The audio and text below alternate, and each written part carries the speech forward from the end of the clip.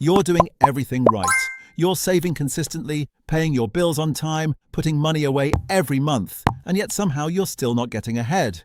Your bank account grows a little, then something comes up, and you're back to square one.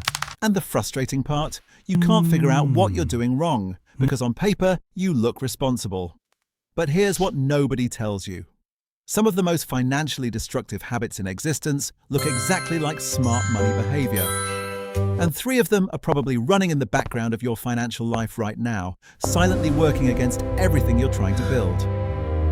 I'm not talking about overspending on vacations or buying too much house.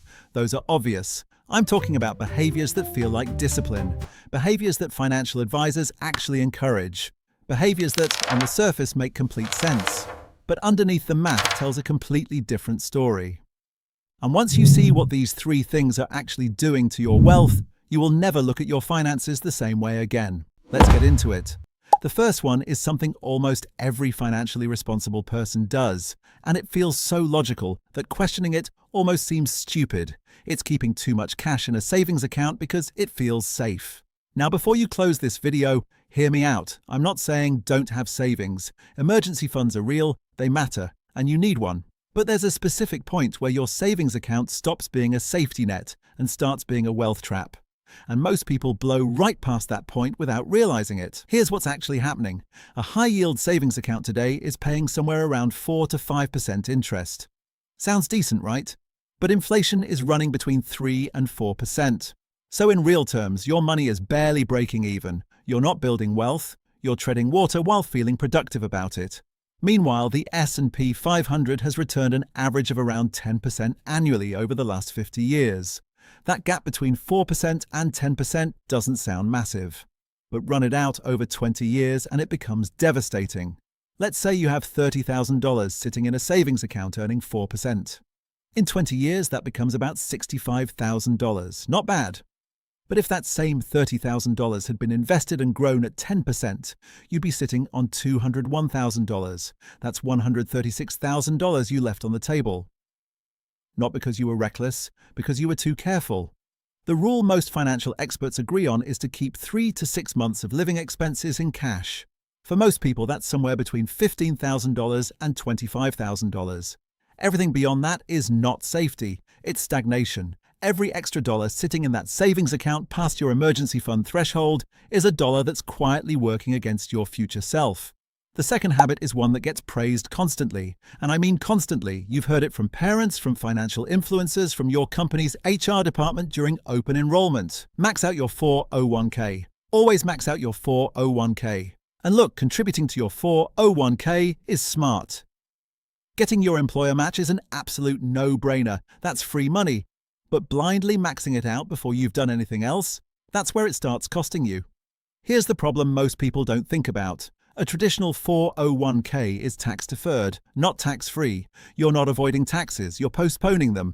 And if tax rates go up by the time you retire, which history strongly suggests they will, you could end up paying more in taxes on the back end than you would have paid up front. On top of that, your 401k locks your money away until you're 59 and a half. Try to access it before then, and you're looking at a 10% early withdrawal penalty plus income taxes. So you've built this massive pile of wealth that you literally cannot touch for decades without getting punished.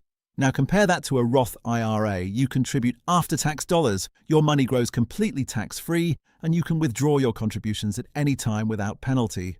For most people in their 30s and 40s who are nowhere near their peak earning years yet, the Roth wins mathematically. But they're busy maxing their 401k because that's what they were told to do. The optimal order for most people looks like this. First, contribute to your 401k up to the employer match. Second, max out your Roth IRA.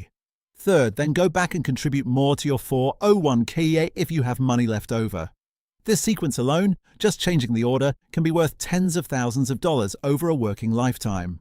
But almost nobody does it this way because the advice has always been simpler than the truth. The third habit is the most dangerous one because it disguises itself as ambition. It's upgrading your lifestyle every time your income goes up. You get a raise, you move to a nicer apartment, you get a promotion, you lease a better car, you land a higher paying job, You start eating out more, taking better vacations, buying nicer things, and every single one of those decisions feels completely justified in the moment. Because you earned it. You worked hard, you deserve it. But what's actually happening is called lifestyle inflation, and it is the single most effective wealth killer in existence because it never triggers any alarm bells. Nobody sits you down and says, hey, you've been quietly destroying your financial future one upgrade at a time. It just happens slowly, invisibly, while you feel like you're doing well. Here's the math that makes this real. Let's say you're 30 years old and you get a $10,000 raise. If you increase your spending by $10,000 a year to match, that money is gone. But if you invested just half of it, $5,000 a year, at a 10% return, by the time you're 55, that decision is worth over $540,000, $500,000, from one raise that you almost spent. The people who build serious wealth don't increase their lifestyle every time their income increases. They increase the gap between what they earn and what they spend. They bank the raise, invest the bonus, and let their standard of living creep up only slightly and intentionally over time. Their friends think they're not doing that well because they're still driving the same car from 4 years ago, but they're sitting on a portfolio that's compounding quietly in the background while everyone else is just looking rich. Here's the thing that ties all three of these together. None of them feel like mistakes. That's exactly why they're so dangerous. Keeping cash feels safe. Maxing your 401k feels responsible. Enjoying your raise feels earned. And in isolation, none of these behaviors are catastrophic. But combined, running all three at the same time, they can cost you hundreds of thousands of dollars over your lifetime, possibly more. The good news is that the fix for all three is the same.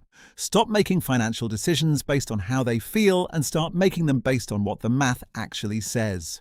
Check what's sitting past your emergency fund and put it to work. Look at your retirement account sequence and make sure you're following the optimal order. And the next time your income goes up, pause before you spend. Give that money a job before lifestyle inflation does it for you. Because the version of you 20 years from now is going to look back at these exact decisions, either with relief or with regret. And the difference between those two outcomes is smaller than you think.